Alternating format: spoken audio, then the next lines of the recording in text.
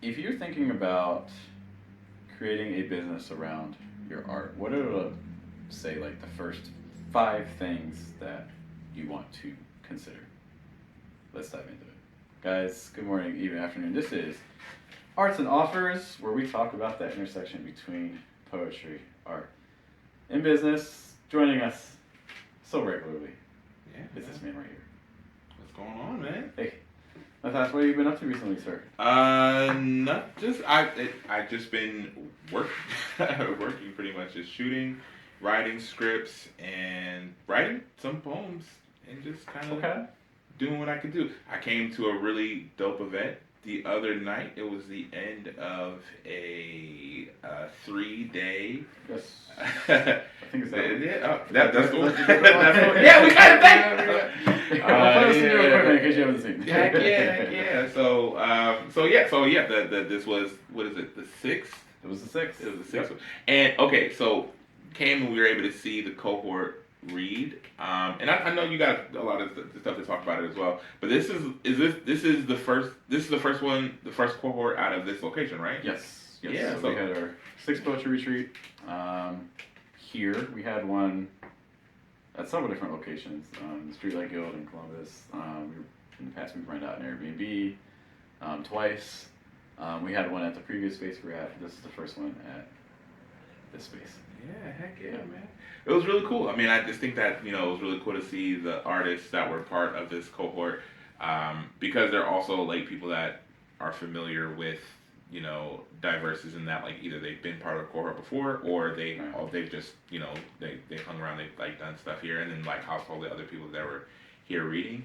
And so, yeah, I think that a lot of times you can't really tell, like it's really important to be able to tell like when you are forming a community, because I think a lot of times people are searching for the next thing without realizing like the thing that they're in right now. Thanks. And so it's like one of those things where it's like, oh man, this is a real community. This is like real people that are taking time, effort, energy out of their day to pour into themselves and to do it with kind of the guidance from Geoff and Diverses. So man, no, congratulations, man. Heck yeah. Yeah, I mean, kudos to people that came through, because it is work. There's a fee, to help us cover rent, and there's also the reality that you're missing at least one day of work, because we start on Friday to make sure we get the work in.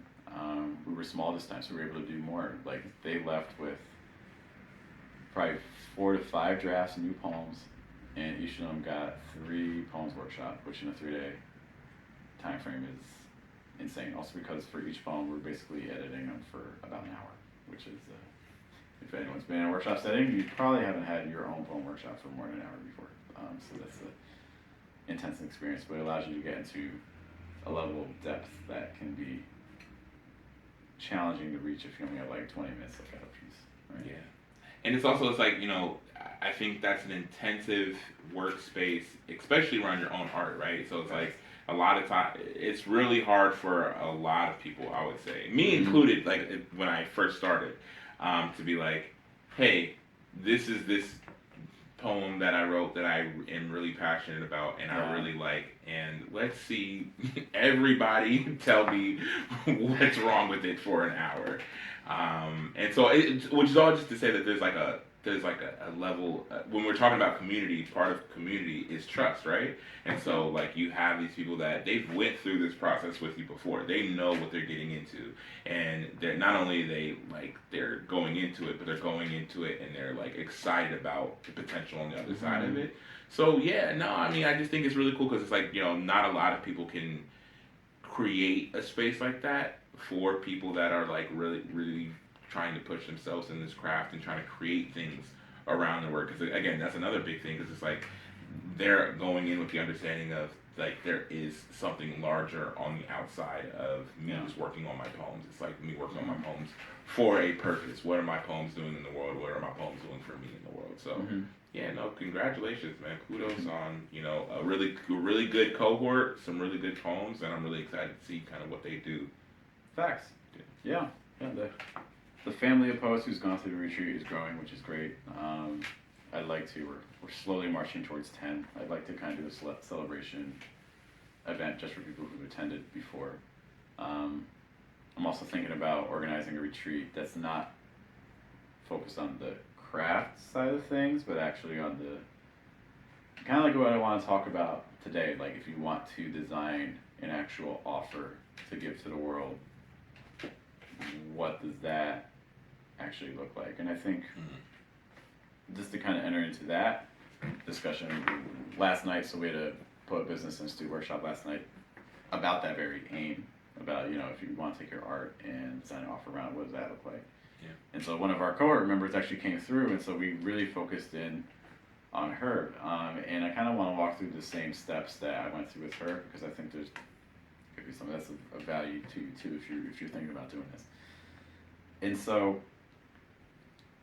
the very first thing that we did was she came in, we're like, okay, what are we doing? And we were trying to decide, you know, who are we actually trying to impact? And she works at a large bank, and she's interested in financial literacy. And she's like, you know, a lot of artists struggle with this. A lot of artists hear the word money and they cringe, or they hear the word business and they have a lot of negative reactions. And she feels like a lot of artists also maybe don't understand how to manage their finances. How do you budget and things like that. And so this became our area of focus. She even mentioned the fact that in the past she had talked with other people about creating a like financial literacy book and like connecting, like adding poems to it in terms of like describing the steps and things like that. And so she already had in mind that, hey, I could make a book to kind of guide artists in it. Yeah. And one of the things I think we've talked about before is that the book is never the end result, it's the step one. And that's something that she hadn't really considered. But before we dive more into that, so just that if you're thinking about the first thing that you need to do about creating an offer is maybe this. Who are you actually trying to help with your art? Yeah. Yeah. I think one of the things that is really impact, and I think maybe part of this goal is getting artists away from the obscurity of generalizing their audience, right? A lot of times it's like, you know, you say like, who are you trying to help? You'll hear an artist. Everybody can be helped by my work. I want everybody to be reached. Here's the thing. You do want everybody to be reached. I think that one of the things that I am really passionate about is like, if possible, I would love if everybody heard a poem or heard of my poems. Like that's the kind of, I think, kind of expansion that is like admirable. Like I want everybody to. Now, if it resonates with everybody, No. I optimally I don't want it to resonate with everybody. There are people that I envision hearing my work and being like, nah, I don't rock with that. That's not my thing. But I want everybody to be in the position of being able to make that decision, because it's like, you know, the more people that you can reach, the more people you can get to make that decision, and then the more people that you, if somebody told you like one in every, you know, 1,000 people is going to resonate with your work, then how quickly would you be trying to reach 50,000 people? Yeah. You know what I mean? Immediately. So yeah, it's all just to say that, like, kind of the kind of a built-in mechanism in like that goal is also trying to get away from this generalization around like who your audience is, and really being like, okay, who are the people that are going to be, I would say, positively impacted by my work, or you know what I mean, or maybe or have an impact that I desire, right? So it also could be negative. Like I could be completely fine with somebody picketing, you know, like my location or something like that, or like my shows or something like that. I could be perfectly fine with that, but it's a matter of like, okay, like really having a clear vision on what that looks like. Yeah, because that means we're standing for something. Yeah. So elaborating on that. So that first step again, kind of identifying who, and then the next step related to that is, and I like this, I believe this word you said, like individualizing. So you have this group of people. What do they need? And basically, with this two pieces of information, so you have the individual and you also have the need, because now we can start kind of imagining how we need to package whatever the solution is that we come up with. We know how to address it. So one of the things I mentioned with artists, a lot of artists, when they hear the word business, they don't like it. When they hear the word money, they don't like it. You know, I can also begin thinking about, you know, what are some colors that they associate with positively? What's a font that maybe they would like? Like if something maybe looks too sterile, too corporate, that's probably not going to fly too well when I get the messaging right. What are some words that they will like to hear? You know, what are some words that they don't like to hear? How old are they? Are these kids? Are these teens? Are they adults? Because all these things together combined are going to influence the messaging that we're going to have eventually. So the more information I have about them, the more I can cater to them in a way that's going to resonate. There's some ads, the minute you see them, you turn them off, but there's some ads that you're actually willing to watch through. Yeah. You know? There are some books out there that you look at the cover and you're like, yes, I want to read this. There's some books out there where it's like, not interested. You know? So the more information you have about that person or that group of people, the more you can tailor all the elements of what we create around them. Yeah. It literally is all the elements. It's every time I post on social media, it's if I'm making something physical, what does the packaging look like? It's when I'm pitching it or describing it to other people, it's the words and language that I'm using. Like everything is tailored by that central idea of I know who I'm talking to. Yeah. And do you feel so when you are creating, like how much time or effort do you spend in kind of building in that aesthetic before you start putting things out? I mean, honestly, the answer is probably not enough. The more there's an idea that the person who understands the audience best wins. Okay. That's the person who's going to.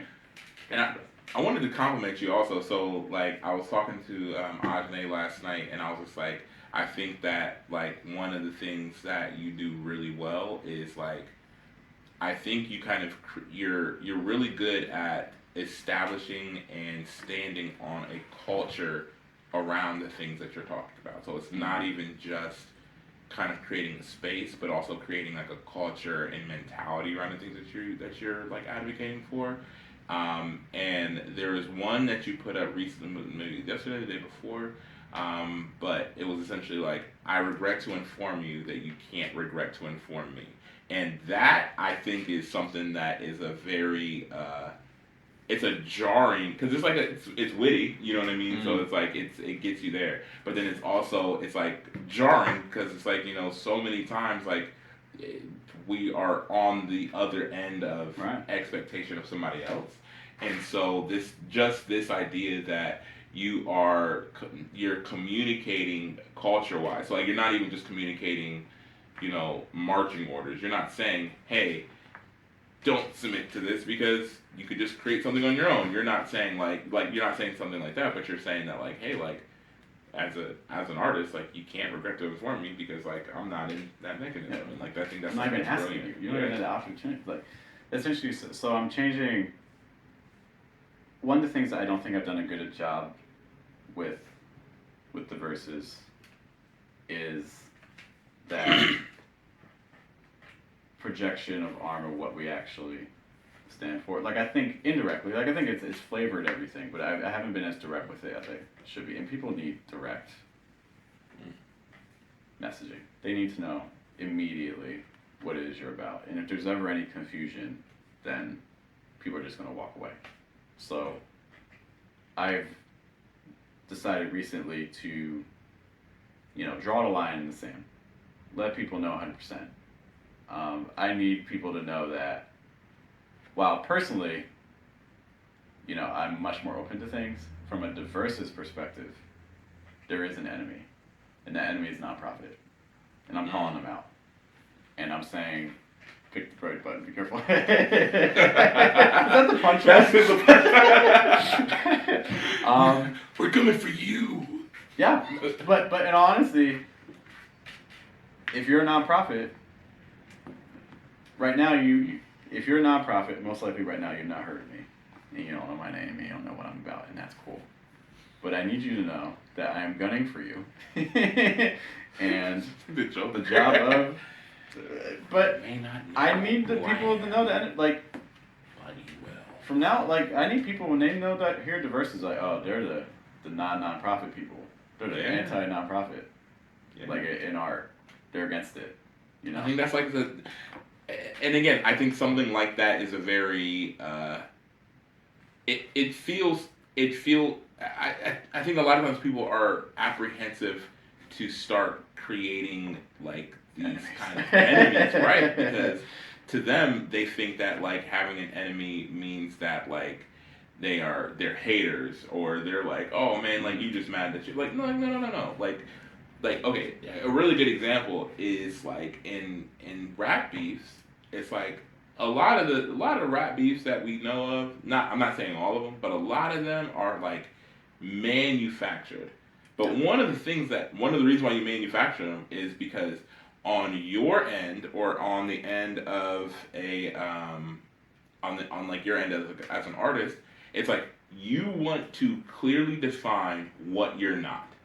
And the clearest thing for the audience, so this is not for them, not for your actual enemy, right, but the clearest thing for your audience to know what you're not is to see what you are against. Like, is to see like this is who I'm against. And so like okay, very very small like analogy, but like when Kanye and 50 Cent were like beefing, they were technically on the same label, like on the same like higher label. That's genius, actually. They're on the same label. Brilliant.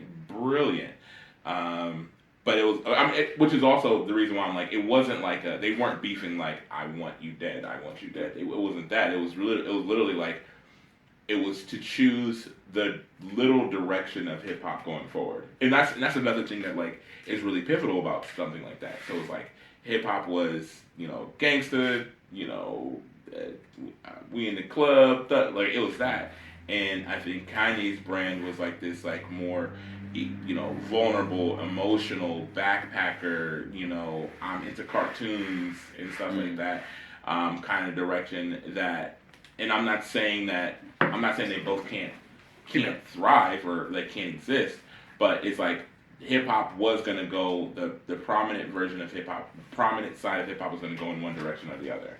And that album window, when they both released on the same day, was kind of like you remember this? Oh, dude, yeah. So 50 Cent and Kanye both released and they had these. I sent them. This is so great. This is such a pivotal like period in my life, because like I was a huge Kanye fan. And I wasn't as big of a 50 Cent fan. I liked a lot of 50 Cent songs, but I was a huge Kanye fan. So like during this window of time, it was like they had a magazine cover where they're facing off, face to face. Of course. They had their singles that came out. You have to play it up. Yeah, they had this whole thing where their singles that they were releasing were even very exemplary of this, like you had like 50 Cent with these gangster singles, and then you had Kanye with these like it was graduation, so it was like like these like college dropout kind of talking about his life now and stuff like that. He had like Stronger, that was like this Daft Punk and like cartoon robot and all this other stuff. So it was like very different opposing views, and like they both communicated very much so along their lines. They were like, Kanye was like, I'm not a thug, I'm not a gangster, I'm gonna win though, like I'm gonna beat you, I don't win. And like 50 Cent was like, I'm gonna quit hip hop if you win. He was just like, I like some of your songs, but I'm gonna beat you. So it was like a cool period of time, but it was also like it was a clear cutoff too. It was a clear like this version of hip hop is not gonna be the one that is gonna be like incredibly popular going forward. Like whichever one doesn't win, and Kanye ends up winning. So yeah, just to say like people are apprehensive about choosing an enemy, but I'm like, choosing an enemy does it clears up the resolution on so many different things. One of them being who you are, and one of them being in something that helps define who you are, who you're against. And like now you're like, oh, I'm not saying it's wrong. I'm not saying it's necessarily like wrong for everybody to want to, get a grant from a nonprofit or to do anything. Nobody's saying that. I'm saying it's wrong for me. Yeah, and if it's you do bad for something me. with verses, it's not. If you do something like we're not over there, like we're over here, and I think that's like a very brilliant kind of like stance. I think so. That's what I've been working. So I have a little campaign I'm trying out for the next. Well, it started last week, but for the next 30 days, where every day just coming out with like a little flyer, just posting out with like a slogan.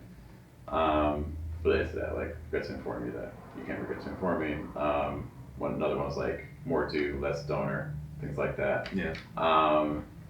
And the goal of this is also like taking things that people are familiar with and adapting them. So like artists are familiar with that phrasing, I regret to inform you. If you've done any sort of submitting, you're going to eventually get that email. Usually it'll be like, we regret to inform you, but you're going to get that at some point. So it's language that people are already familiar with, but you twist it, for like more do, less donor, you're playing around with do has do and it's action, and donor starts with the do but then ends with the other thing, right? So you're coming out like visually with the spelling. So lots of things like that. I have one coming up that's like philanthropist, because we're against philanthropy, so we ain't philanthropy, like Phil. So like things like that. So taking words that people in concepts, you could do this a lot with take like idioms or collocations or expressions and tweak it for your whatever your messaging is. Because if you do something that's completely new, it's harder to resonate. People are gonna forget it. But if you do like, oh, it's like this, but with a little spice added to it, Yeah. I was watching this video talking about branding yesterday, and a lot of it also is about taking your weaknesses and making them your strengths. And I think this all speaks to, again, this idea of like knowing the person that you're talking to, because if you know what the things that they resonate, you can create around it. Like for instance, they were talking about the ad campaign that Montana wanted to create a new ad campaign. And so they did like a survey to figure out what do people think about with Montana. And one thing that kept coming up is people kept saying, there's nothing here, there's nothing here, there's nothing here. And so Montana is like, oh, we can play with that. So that became their ad campaign.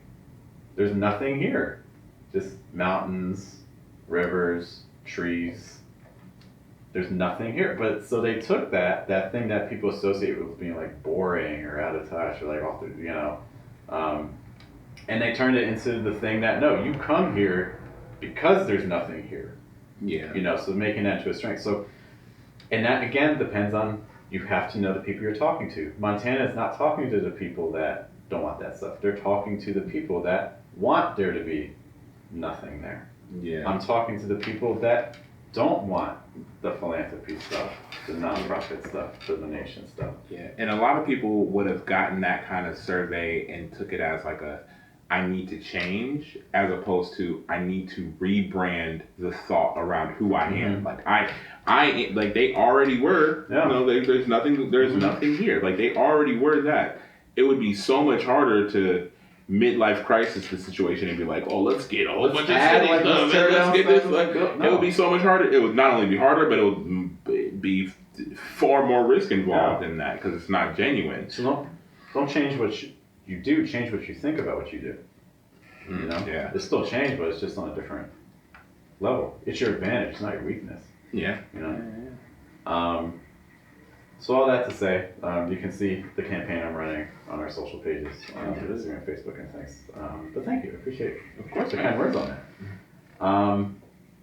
So we talked about a couple things. We talked about, first of all, who are you trying to reach? So if you're trying to create a product or an offer around poetry, who are you trying to reach?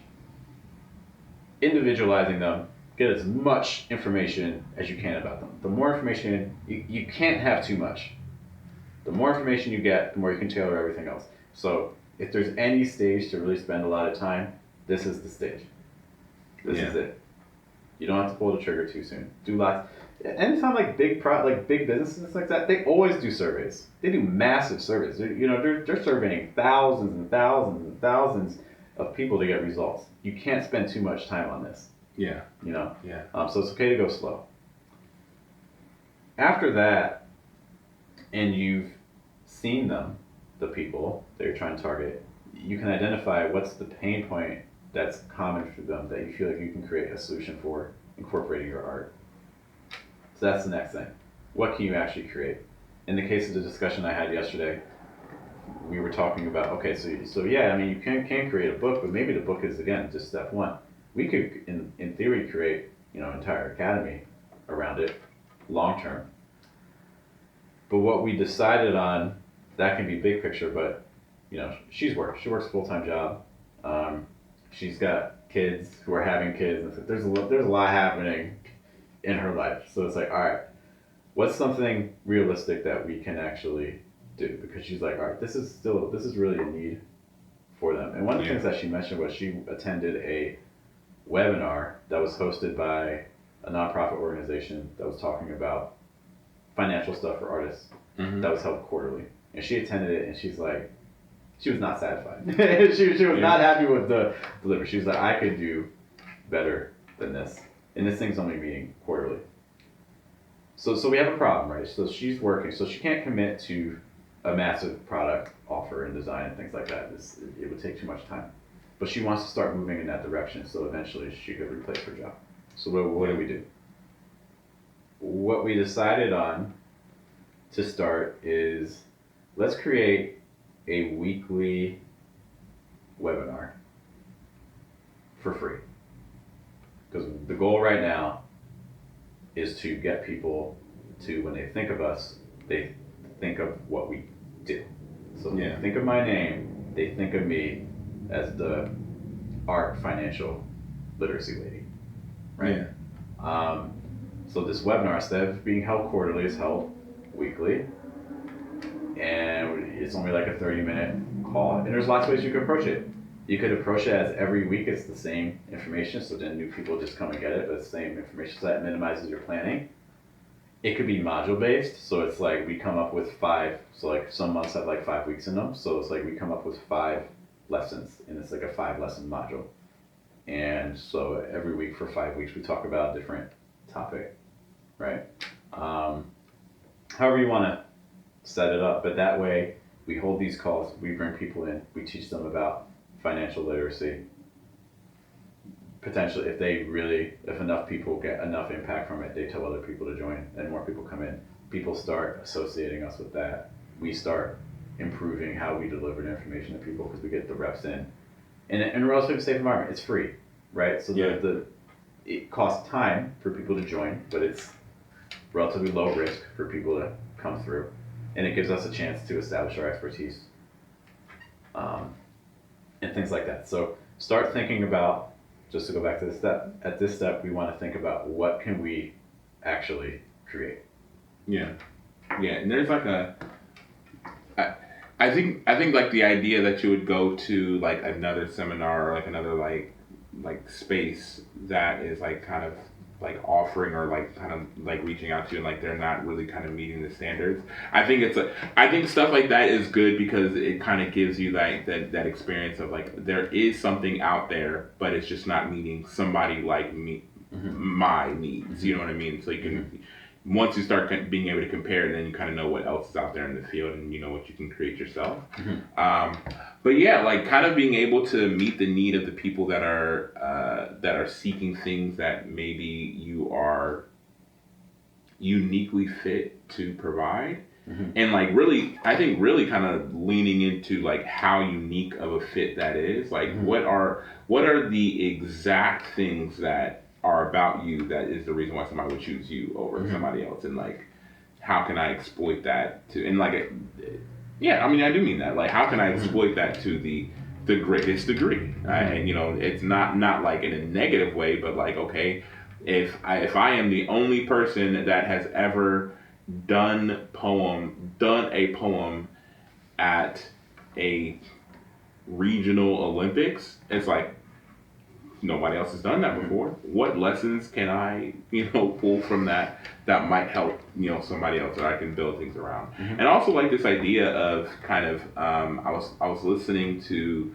an artist talk about frequency. And a lot of times, like, the problem that we have is that we just need to increase the frequency of, like, our actions, like, towards our art. And, like, something that happens monthly, I'm not saying that something happens monthly is, like, negative, but it is better than something that maybe happens yearly. It's better than something that happens every other year, but it maybe doesn't hit the same as something that happens daily.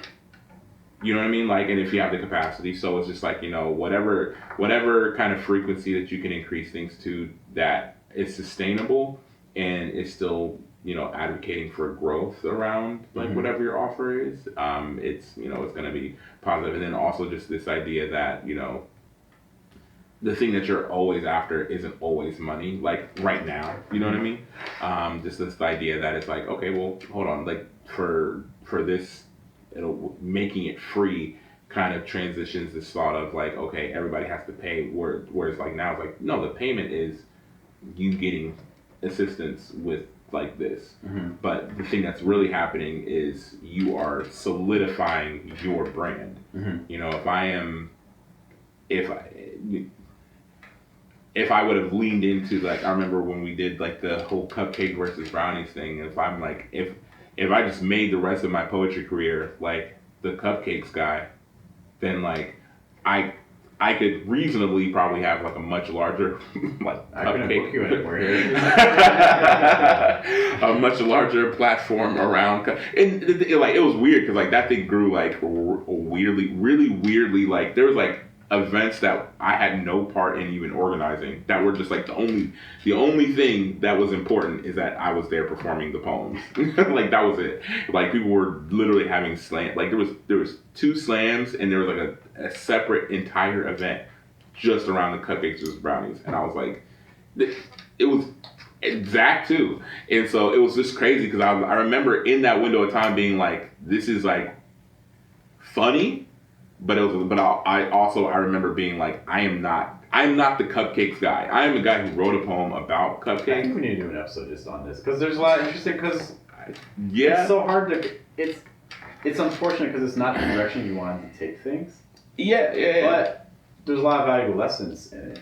It's the opposition energy, right? Yeah. It's something that doesn't require a lot of rationalizing to want to become part of it. It's pure emotion, right? Yeah. It's low stakes, and that's why I think that's what made it being pure emotion, like, because the stakes are not, like, life or death. These are not politics. We would put, like, political tones into the poems. It's just like what we were talking about with, like, the message I was talking about. Yeah. But it was just, but again, it was just, like, super low stakes. Yeah, we should, because we should bring Zach on, Zach on, because again, so Zach was the first person outside of me, like, so first it was like I made, like, the cupcakes poem, and then Ethan was like, no, I'm a brownies guy, out of nowhere. Shout out to Ethan. And then Zach was like, no, I'm on Team Cupcakes too, and then it just grew, like, really weirdly out of that. Which is all just to say that, like, that was, like, a window of time where I was like, we could lean into this. Like, I could absolutely lean into this. But it's also like I did not personally have the steam to keep that going for the cupcake, because that's what it'll become. That's what I'm saying. Like, that's what I'll become. But it's like I don't have the passion to, keep that thing going for longer than I did. Legitimately, I had zero involvement in the organization of any of the events around the Cupcakes versus Brownies shoot. Like, it was literally just, Matthias, are you willing to perform here and, like, do this slam and then, like, do this show and then, like, do this show?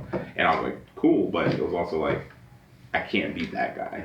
But it's all just to say that, like, yeah, like, there is a threshold of, like, like what are you uniquely positioned to really talk about and lean into? Like lean into is like also a big thing because it's like, you know, I can't. In order for me to really be the cupcake guy, I would have to do so much more research than the information that I know. I remember when I first. Actually, let's not get into the whole thing. Just to say that like there was a lot of stuff around that window of time. But yeah, I just knew what I had the threshold for, and I think it's really important for everybody that is like kind of creating an offer and trying to like build things like around their work to be like, okay, like am I willing to really lean in and lock in with the thing that I'm doing? Because if so, then like go 110 miles per hour. Yeah. The next thing I would say, so we've talked about identifying your person, individualizing them and really trying to understand their needs.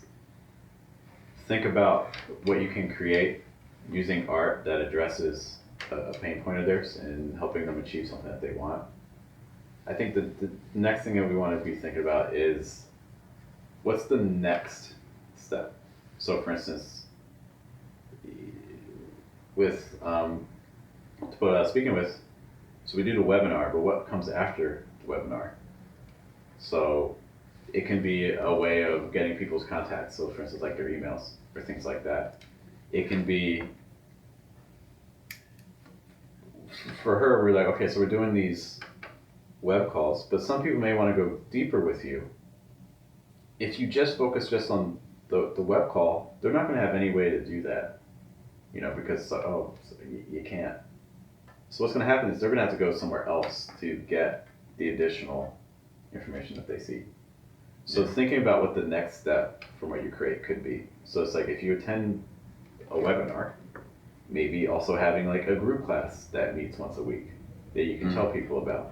So that way people know where to take the energy or where to take whatever it is from what you've done and then where to apply it next. Yeah, kind of containing that energy to a degree, if I'm hearing you right. Yeah. I'd be like, okay, like I really want people to be interested in what I'm talking about and like what I'm bringing forth. But like as soon as they leave, from out of like whatever like class that you're conducting, they might get interested and like kind of go somewhere else. And so like, how do you say like, well, hey, stay with me and I'll take you through the whole journey? Because otherwise, that's something I saw with my teaching. Like I would teach students and then they're like, do you have any additional exercises? And then I'd be directing them to other people's YouTube channel. And it's like, yeah, I could direct them to my own. They obviously wanted me enough to sign up for my teaching. That means they probably, if I had a YouTube channel or another resource for them to go to afterwards, they'd probably go there. So that's part of the reason why I started a YouTube channel for teaching in the first place, Yeah. So you want to be kind of thinking about that. If you're creating a product, what's kind of like the network around the product, right? So like, if you're, I don't know, if you're designing like a phone case or something like that, maybe there's another accessory that you can also create, or if you're creating, Shouldn't sleep. We got it. Where are your words? Things like that. Where can people go next? Because it's very, at the end of a session, that's when people are probably most inclined to want to continue with you. And if they don't hear back from you in a day or a week or a month, that energy is going elsewhere. Yeah. And so, if they were willing to pick you once, they may be willing to pick you again because that establishes a level of trust. And it's, look, especially nowadays, a lot of people are finding things online from strangers. You don't know anything about this person. That's when a student signs up for me at the end of our class, I tell them like, hey, thank you for, whether you can do it with me or not, thank you for even just reaching out, because going online, finding a stranger, signing up for something with them is a huge, there's a lot of risk that can go with that, So thank you, because I get it.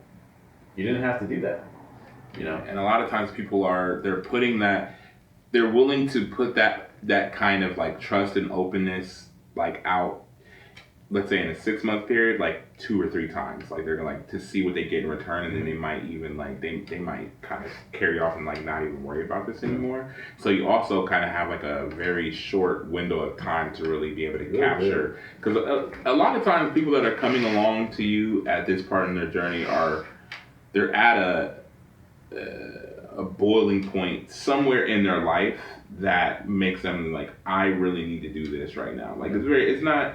I feel like, you know, even when it comes to like people that I work with that are like actors or like just other people that I work with like in like the film space even.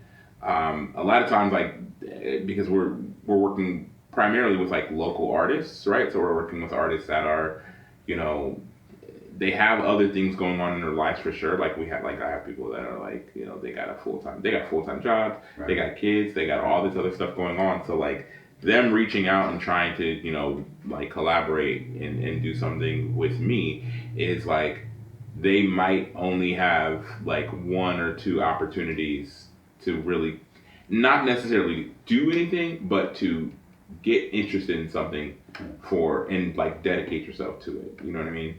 And because of that, it's like, okay, well, what kind of infrastructure am I building here now? Like I'm like, you know, we're doing a short film right now, but like the goal isn't for it to just be short films. The goal is to, like, it's to grow things. And so like we're talking about like building up people's like acting reels and like kind of like working on like impressions. Like, you know, if you have one or two really solid impressions, like as an actor, like a lot of times when people are trying to book actors, maybe they're not looking for the impression, but they're looking for the range. And like an impression is just like a really like solid way of like cutting with the range. I'm like, I know you go from this to this, like, you know what I mean? Like there's like a way of like kind of deciphering it. So all just to say that like, yeah, like you don't really know who you're getting and when you're getting them in their lives. And so kind of being able to create something that allows them to not just like end whatever they're doing with you in this session, but to be like, there's a continuation, there is a follow-up, there is a next step, a next series, a next level to this. Yeah.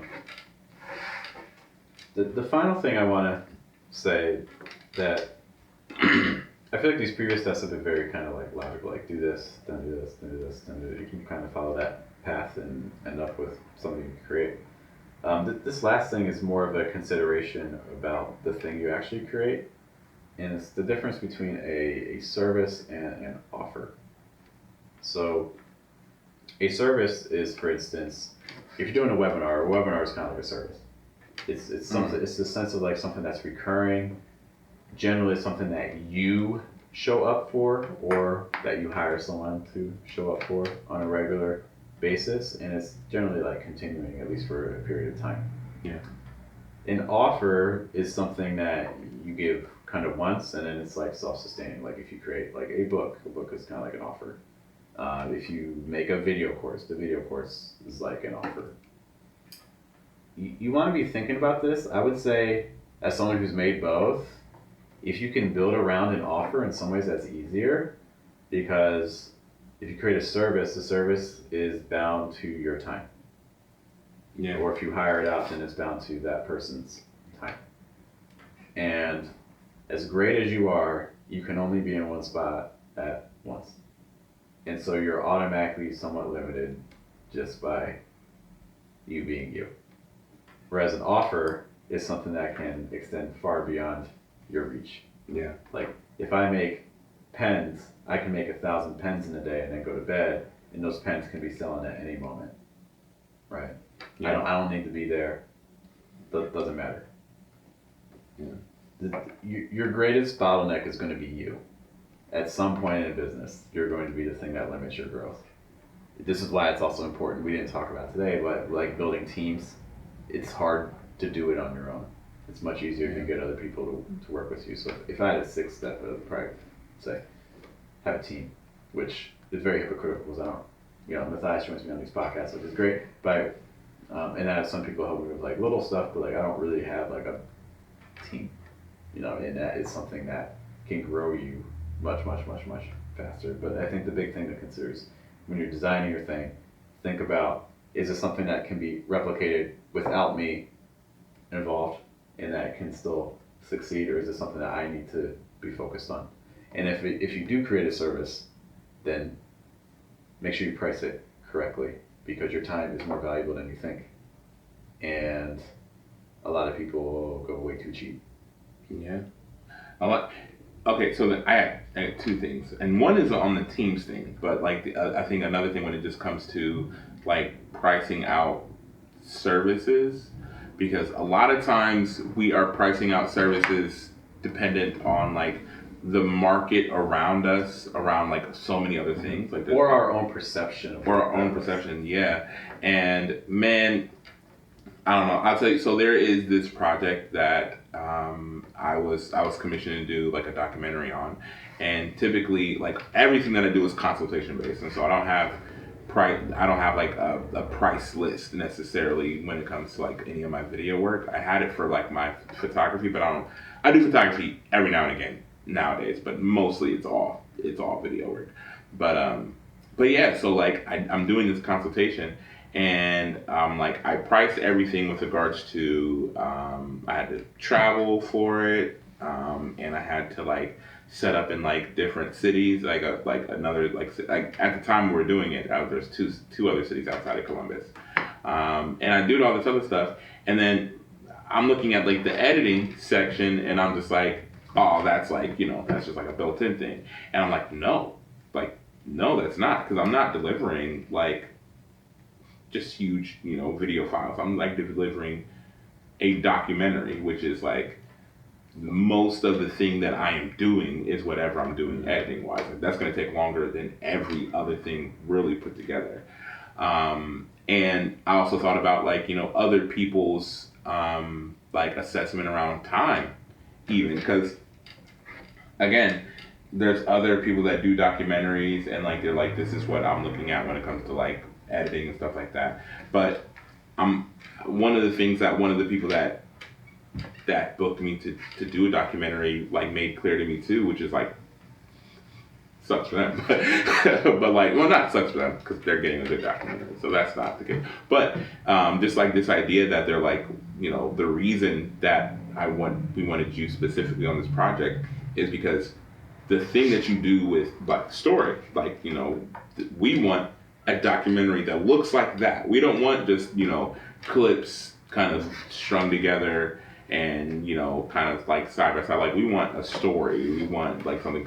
And I'm like, yeah, like depending. I don't know what field or whatever that everybody is in, but like yeah, like people are booking you because of what you bring to the table specifically. So like, what is the value that you really feel like you're bringing to the table, and whatever that value is, like I would look for ways to increase that value any possibility that you can, and that's just really when it comes to investing in yourself and investing in your like whatever your equipment, whatever the situation is. That's basically speaking to brand. Brand is the thing you're willing to pay above market price for the thing because there's a story behind it. It's like it's the difference between Fiji water and your local grocery store water.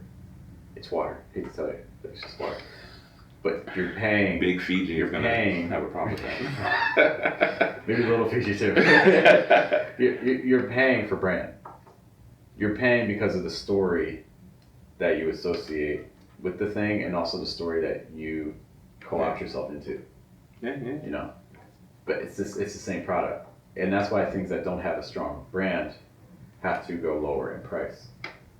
Yeah, sure.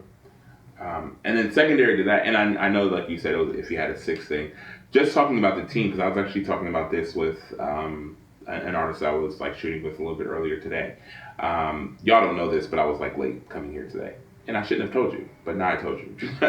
but so like one of the things that like they were like frustrated with was this idea that they were like, I used to have this kind of like group of people, and everybody saw the vision behind what I was doing, and everybody believed in the vision, and then they all kind of fell off, and they were doing their own thing. And I was just like, I was saying to myself, I was just like, when I'm hearing you say that, I have a couple questions, but the big question I'm wondering, like, when you say they fell off, like, what do you mean? And the thing that they described is like everybody doing their own thing, and I'm like, well, okay, that's not falling off. That's like everybody came and was like, my mission is the main mission that everybody's working on. The problem is that your mission is not the main mission in somebody else's life.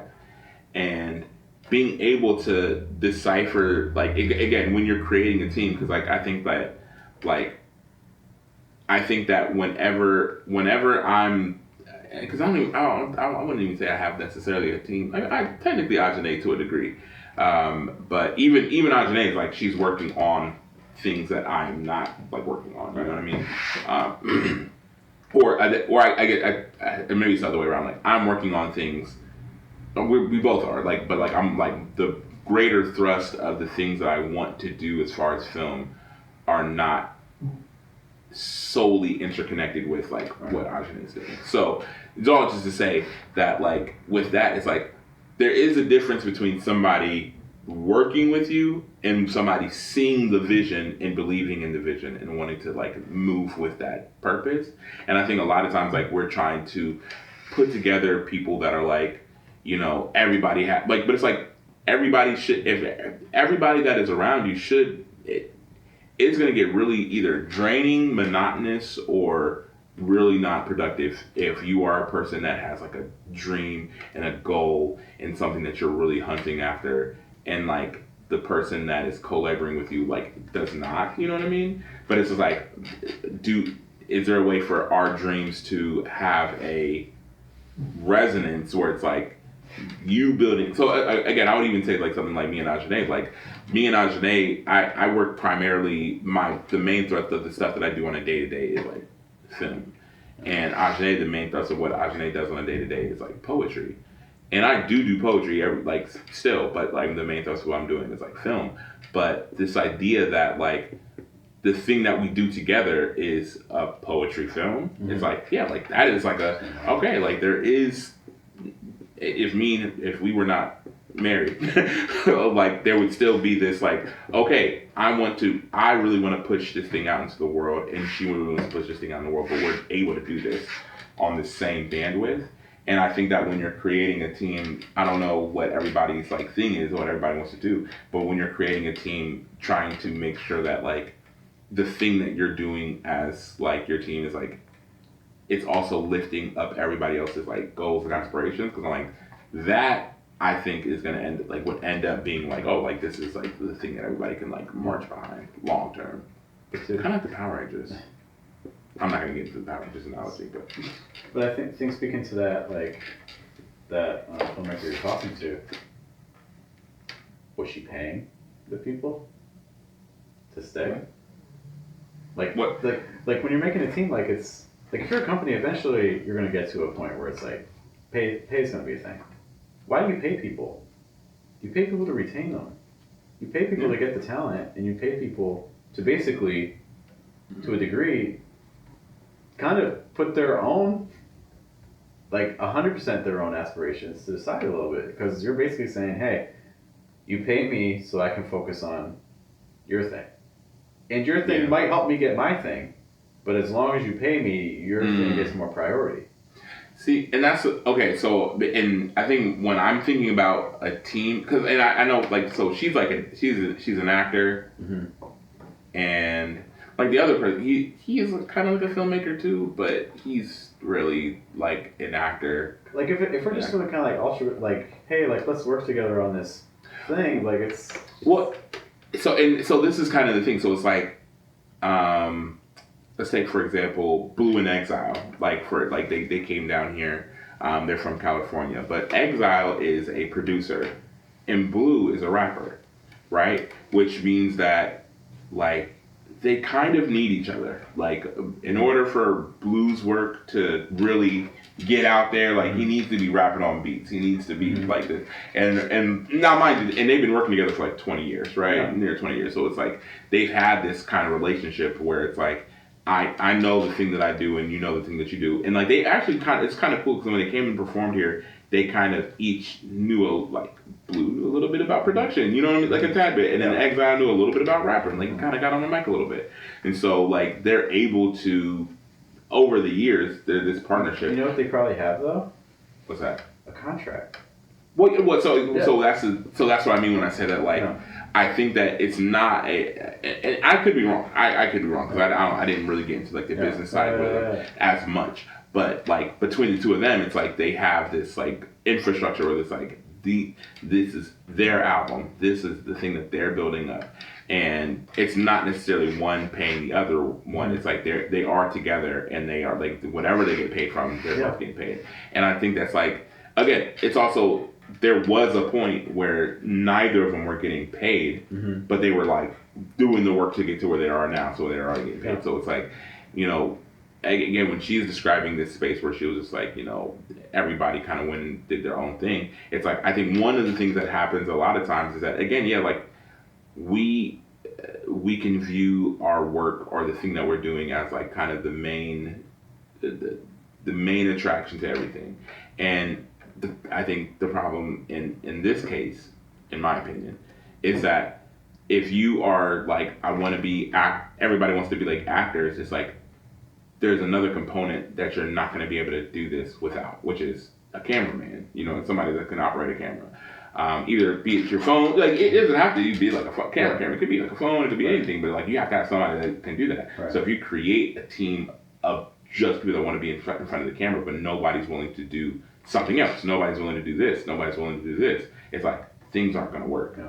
And so when I'm thinking about like, okay, like putting together a team and like working with people, like, so like later on, I mean not you all the time, so like this is like but also like a little bit later on today, I have an exhibit at UAS going up